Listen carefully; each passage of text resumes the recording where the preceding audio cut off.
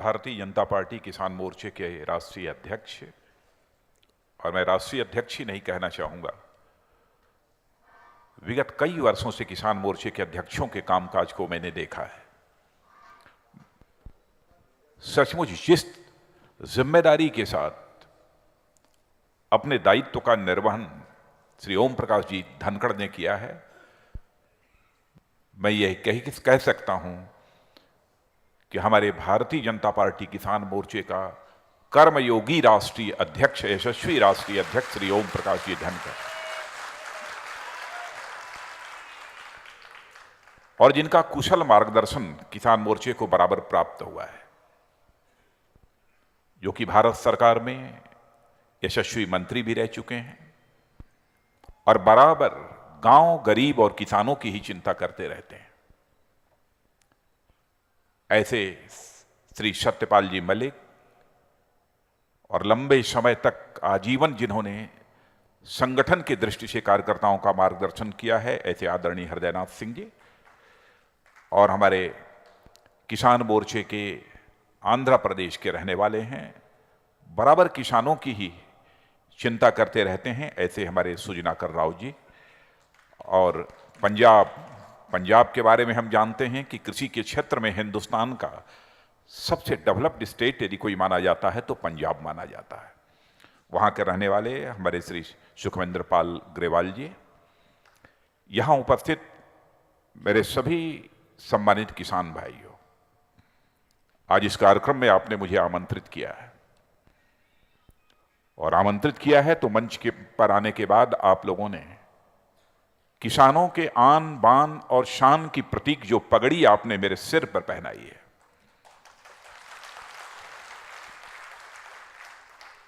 और मुझे अत्यधिक प्रसन्नता है कि हिंदुस्तान के कोने कोने से अधिकांश संसदीय क्षेत्र का प्रतिनिधित्व इस किसान संसद में यहां पर हो रहा है। मैं भी गांव का रहने वाला हूं, मैं भी किसान का बेटा हूं, और सचमुच हमारे जीवन की सामाजिक, राजनीतिक, सांस्कृतिक गतिविधियां जो भी प्राप्त हुई हैं गांव के खेतों से ही प्रारंभ हुई है। और यदि सारे देश का प्रतिनिधित्व इस किसान संसद में हो रहा है तो मैं आपके माध्यम से शीश झुकाकर हिंदुस्तान के सारे किसानों का हार्दिक अभिनंदन करता हूं, सारे किसानों का मैं हार्दिक स्वागत करता हूं।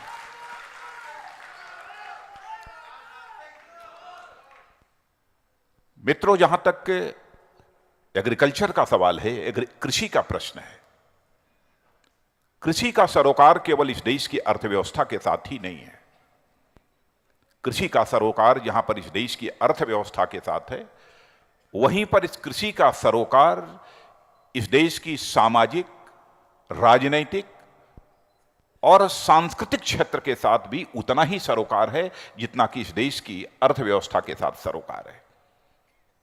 लेकिन विडंबना यह रही है कि आजादी मिलने के बाद इस देश के किसानों को बहुत बड़ी उम्मीद थी कि अपनी हुकूमत आई है, और हमारी यह हुकूमत निश्चित रूप से यह समझती होगी कि भारत दिल्ली, मुंबई और कलकत्ता की चौड़ी चौड़ी सड़कों के किनारे बनी हुई बड़ी बड़ी अट्टालिकाओं में, बड़े बड़े महलों में भारत नहीं रहता है। भारत यदि रहता है तो भारत के गांव, गली और गलियारों में भारत रहता है। इस सच्चाई को समझते हुए जो भी इस देश का इकोनॉमिक मॉडल, जो इस देश का एक आर्थिक ढांचा हमारे हुक्मरानों के द्वारा तैयार किया जाएगा, वह इकोनॉमिक मॉडल ऐसा होगा जो कि गांव, गरीब और किसानों की चिंता करते करते, उनकी माली हालत, उनकी आर्थिक हालात में सुधार करते करते भारत को 15 और 20 वर्षों के अंदर ही दुनिया की डेवलप्ड कंट्रीज की क्यू में लाकर खड़ा कर देगा। यह लोगों का सपना था। लेकिन आजादी के 65 वर्ष गुजर जाने के बावजूद आज भी हमारा भारत दुनिया के विकासशील देशों में, अंडर डेवलप्ड कंट्रीज में हमारे भारत की गणना की जाती है। क्या कारण है? मैं देश के हुक्मरानों से मैं कहना चाहता हूं कि भारत को यदि दुनिया के विकसित, दुनिया की डेवलप्ड कंट्रीज की क्यू में खड़ा करना चाहते हो फैसला करना पड़ेगा कि भारत का इकोनॉमिक मॉडल कैसा होगा, भारत का आर्थिक ढांचा कैसा होगा, यह फैसला करना होगा। क्या भारत को हम ऐसा इकोनॉमिक मॉडल चाहते हैं जो अमीरों की संख्या बढ़ा दे, या हम भारत के लिए ऐसा इकोनॉमिक मॉडल चाहते हैं जो गरीबों की संख्या को कम कर दे? इसका फैसला हमारे हुक्मरानों को करना पड़ेगा। हमसे यदि कोई पूछे कि आप देश का कैसा इकोनॉमिक मॉडल चाहते हैं इस समय भारत का, तो मैं विश्वास के साथ कह सकता हूं कि भारत का मैं ऐसा इकोनॉमिक मॉडल चाहता हूं जो अमीरों की संख्या बढ़ाने वाला इकोनॉमिक मॉडल न हो, बल्कि गरीबों की संख्या कम करने वाला इकोनॉमिक मॉडल इसे हिंदुस्तान में होना चाहिए। तभी जाकर हमारा भारत दुनिया के डेवलप्ड कंट्रीज की क्यू में खड़ा हो पाएगा। और यहां तक एग्रीकल्चर पॉलिसी का सवाल है, मैं अंग्रेजी में कहता हूं कि फार्म टू फॉर्क, यानी खेत से लेकर खाने की प्लेट तक की एक नीति बनाई जानी चाहिए, वेल डिफाइंड पॉलिसी होनी चाहिए। और ये वेल डिफाइंड पॉलिसी ये हुकूमत को ही तैयार करनी पड़ेगी। टुकड़ों में हम यदि कृषि की नीतियों के संबंध में विचार करते हैं तो मैं समझता हूं कृषि क्षेत्र का भला नहीं हो सकता। टुकड़ों में विचार नहीं किया जा सकता। कॉम्प्रिहेंसिव थिंकिंग होनी चाहिए, इंटीग्रेटेड थिंकिंग होनी चाहिए। इसीलिए मैंने फार्म टू फॉर्क, यानी खेत से लेकर खाने की प्लेट तक एक वेल डिफाइंड पॉलिसी, एक सुपरिभाषित एक नीति होनी चाहिए सरकार की। लेकिन विडंबना है कि आजादी के 65 वर्षों के बावजूद इस प्रकार की वेल डिफाइंड पॉलिसी इस गवर्नमेंट की नहीं बन पाई है। और मैं यह भी कहना चाहता हूं, यह बात किसी को बुरी लग सकती है, देश की अर्थव्यवस्था को केवल अर्थशास्त्रियों के माध्यम से नहीं सुधारा जा सकता। केवल अर्थशास्त्रियों के सहारे ही देश को दुनिया के डेवलप्ड कंट्रीज की कतार में, उनकी क्यू में नहीं खड़ा किया जा सकता है। यदि भारत को दुनिया के डेवलप्ड कंट्रीज की क्यू में खड़ा करना चाहते हैं अथवा विश्व का सबसे धनवान देश बनाना यदि चाहते हैं, यह तभी संभव हो पाएगा कि जब हम गांव गरीब और किसानों को ध्यान में रखकर अपनी आर्थिक नीतियां बनाएं। नहीं तो और कोई चारा नहीं, और कोई चारा नहीं। कृषि के समक्ष संकट है। यदि बजट प्रस्तुत करने के लिए भी कृषि मंत्री यदि संसद में खड़े होते हैं, वह भी कहते हैं कृषि के समक्ष गंभीर संकट है। अरे संकट है तो इस चुनौती को कौन स्वीकार करेगा? इन संकटों का समाधान कब होगा? इंदिरा जी आई थी, उन्होंने हरित क्रांति का सिलसिला प्रारंभ किया था।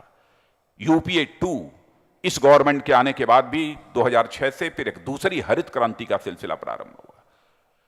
मैं प्रोडक्शन के बारे में नहीं कहना चाहता हूं। प्रोडक्शन बढ़ा है, उत्पादन बढ़ा है, लेकिन क्या हुक्मरानों ने यह विचार किया कि यह एग्रीकल्चर का काम, यह खेती का काम प्रोडक्टिविटी बढ़ाने के साथ साथ क्या किसानों की प्रॉफिटेबिलिटी भी बढ़ाने वाला है कि नहीं है? उत्पादन तो बढ़ा है, लेकिन उत्पादन करने वाले किसानों का मुनाफा बढ़ा है कि नहीं, उन्हें उचित कीमत मिल रही है कि नहीं, क्या इसकी चिंता की गई है? किसान आयोग, भारत सरकार में कृषि मंत्री रहते हुए किसान आयोग, फार्म कमीशन, यह मैंने ही बनाया था।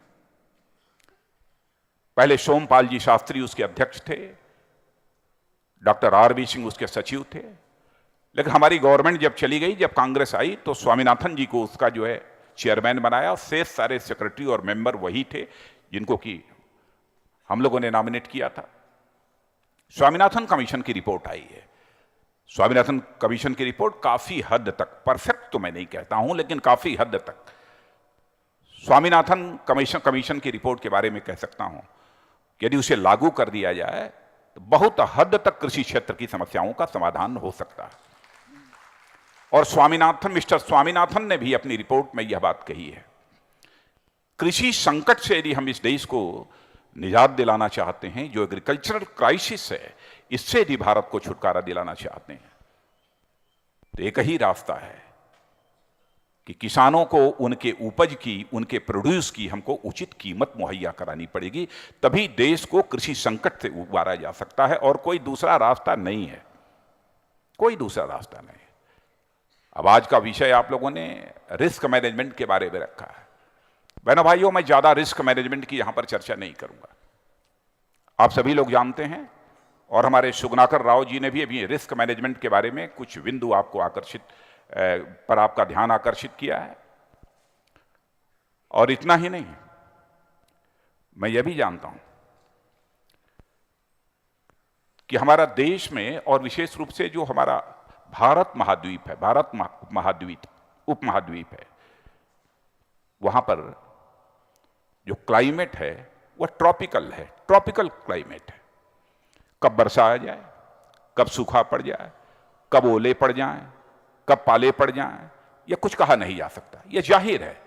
इसलिए अपने यहाँ की एग्रीकल्चर पॉलिसी को बनाते समय इस बात का भी ध्यान रखना पड़ेगा कि भारत की क्लाइमेट, भारत की जलवायु अन्य देशों जैसी जलवायु नहीं है, बल्कि यहां की क्लाइमेट, यहां की जलवायु ट्रॉपिकल है। कब क्या हो जाए, कब सूखा पड़ जाए, कब बाढ़ आ जाए, कब ओले पड़ जाएं, पाले पड़ जाएं, यह कुछ कहा नहीं जा सकता है। कब किसानों की फसल बर्बाद हो जाएगी, इस बात को ध्यान में रखते हुए ही यहां की हमको एग्रीकल्चर पॉलिसी बनानी पड़ेगी। संकट बहुत सारे हैं, हमारे किसानों को अच्छी सीड, अच्छा बीज नहीं मिल पाता है। जेनेटिकली मॉडिफाइड सीड्स के बारे में मैं इस समय अध्ययन कर रहा हूं। कुछ विदेशों से भी मैंने किताब मंगवाई है, और उन देशों से मंगवाई है जहां से जेनेटिकली मॉडिफाइड सीड्स का सिलसिला प्रारंभ हुआ, और जहां के लोग इसकी एडवोकेसी करते थे, वकालत करते थे कि जेनेटिकली मॉडिफाइड सीड्स से इस कृषि उत्पादन को बड़ी तेजी के साथ बढ़ाया जा सकता है। वहीं के अब वैज्ञानिकों ने, एग्रीकल्चरल साइंटिस्ट ने यह लिखना प्रारंभ कर दिया कि जेनेटिकली मॉडिफाइड सीड्स को पूरी तरह से रिजेक्ट कर दिया जाना चाहिए। अब वो वकालत कर रहे हैं। अब चूंकि उस पुस्तक का मैंने अभी पूरी तरह से अध्ययन नहीं किया है, अभी 3 दिन पहले विदेश से वह पुस्तक, फॉरेन से मैंने वो पुस्तक मंगवाई है, उसका मैं अध्ययन कर रहा हूं। लेकिन सीड्स का जहां तक सवाल है, टर्मिनेटेड सीड्स आपको मिलती है। हमारा कहना है कि देश के किसानों की हालत को सुधारना चाहते हो, उसमें 3 साल, 4 साल, 5 साल का समय लग जाएगा। लेकिन यह जो तरह तरह के सीड्स जो तैयार किए जाते हैं, किसानों को जो दिए जाते हैं, उनको बेचे जाते हैं, तो इन टर्मिनेटेड सीड्स की जगह ट्रेडिशनल सीड्स को प्रोत्साहन दिया जाना चाहिए। ट्रेडिशनल, पारंपरिक जो बीज हैं उन्हें प्रोत्साहन दिया जाना चाहिए। वही सेहत के लिए, वही जलवायु के लिए, वही क्लाइमेट के लिए, वही सर्वाधिक उपयुक्त है, और कोई दूसरा सीड उपयुक्त नहीं हो सकता है। आपने देखा कि कुछ ऐसे सीड्स बने हैं जिनके माध्यम से आपका प्रोडक्शन तो बढ़ गया होगा, लेकिन साथ ही साथ आपके भोजन का टेस्ट बिगड़ गया होगा।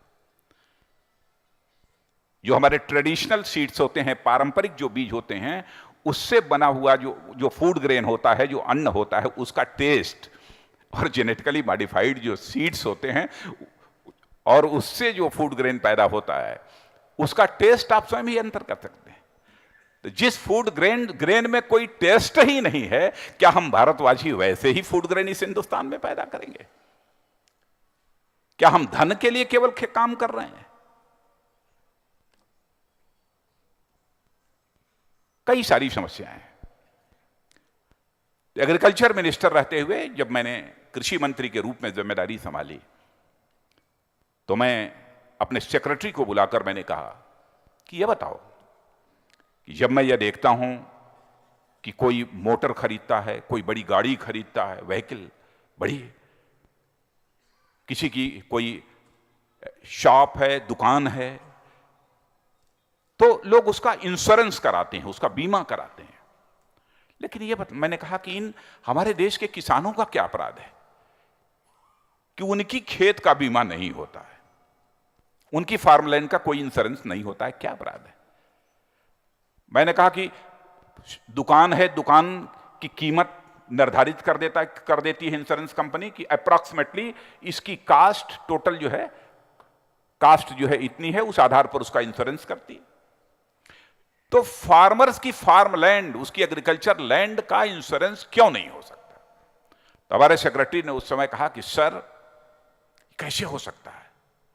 मैंने कहा यह तो मैं भी नहीं जानता, यानी मैं जानता होता तो मैं क्यों कहता आपसे। तो उस समय मैंने इतना ही कहा था उनसे कि मैं तो नहीं जानता, लेकिन मैं यह जानता हूं कि हमारे जो आईएएस और आईपीएस ऑफिसर्स होते हैं, जो बहुत ही हाईली टैलेंटेड जो यूथ होता है, वही सेलेक्ट होकर आईएएस बनता है और आईपीएस बनता है। और मैं इस सच्चाई को भी जानता हूं कि ऊपर वाले ने, परमात्मा ने, विधाता ने जब इस धरती पर समस्याएं पैदा किया है, तो समस्या पैदा करने के पहले ही उस विधाता ने समाधान भी दिया है। यह विद्वानों का काम है कि उस समाधान की तलाश कर लें, बुद्धिमानों का काम है कि उस समाधान की तलाश कर लें। तो मैंने कहा कि उसका समाधान आप निकालो। तो जब मैंने काफी उनको, उनके मनोबल को जब मैंने बढ़ाया, तब उन्होंने कहा कि सर हमको 3 या 4 महीने का समय दीजिए, मैं इसका समाधान निकालूंगा। और उसके बाद जिस चीज की चर्चा हो रही है, कृषि आय बीमा योजना, फार्म इनकम इंश्योरेंस स्कीम, और मैं आप सभी किसान भाइयों यहां आपसे विनम्र अनुरोध करना चाहता हूं कि मैं इसे समझाना चाहता हूं, क्योंकि बोलने से काम नहीं चलेगा। यदि आप समझने को तैयार हों तो एक टीचर की तरह मैं आपको बताना चाहता हूं कि फार्म इनकम इंश्योरेंस स्कीम क्या है, तभी जाकर आप किसानों को कन्विंस कर सकते हैं, यदि आप समझने को तैयार हों तो। लेकिन यह ध्यान रखिएगा, यदि मैं समझाऊंगा न समझ में आए तो फिर दोबारा पूछिएगा, और नहीं तो मैं फिर किसी से पूछूंगा कि आप माइक पर आइए और मुझे समझाइए कि यह फार्म इनकम इंश्योरेंस स्कीम क्या है। पाशा पटेल आप भी बैठो, इनको समझा चुका हूं।